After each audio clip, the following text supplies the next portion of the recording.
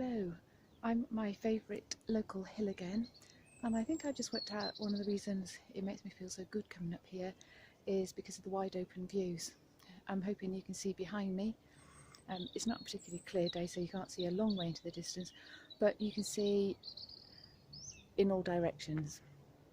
And one of the reasons this is probably so good for lifting your mood is that it tells our body, our eyes are looking to take in that wide view. We automatically try to take in that wide view when we look out across a vista like this, and that puts us into almost peripheral vision, where so we can see we're not focused on one thing.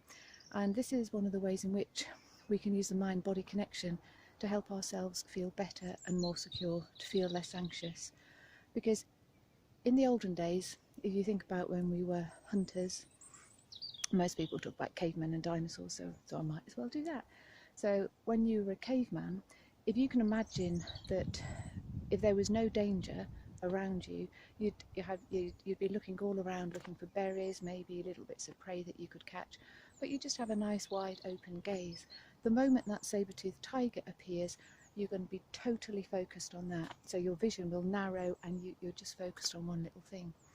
So by making our vision go into peripheral, rather than, I think the other name is foveal vision or fluvial, I'll have to look that up for you, but instead of focusing on one thing, if we deliberately go into peripheral vision, then our body is saying to our brain, hey look, I'm looking in this sort of way, so therefore everything's okay, you don't need to be anxious. And then you'll notice a lowering of your stress hormones. And so, well, really, that can only be good for you. I've got lots of other little tips like this, but for now, if you're feeling a bit stressed, instead of just focusing straight ahead of you, allow yourself to soften your gaze. One of the tricks I do, if I'm doing this with kids, is to get them to put little fingers both sides of their face and see how far back they can get both hands and still see both fingers wiggling. You're making them go into peripheral vision. So why not give that a go for yourself or your kids? It's actually a great thing to do first when you first wake up in the morning. When you open your eyes, just lie in bed on your back and try to see how much of each side of what's in your bedroom you can see at the same time. So take care, practice your peripheral vision.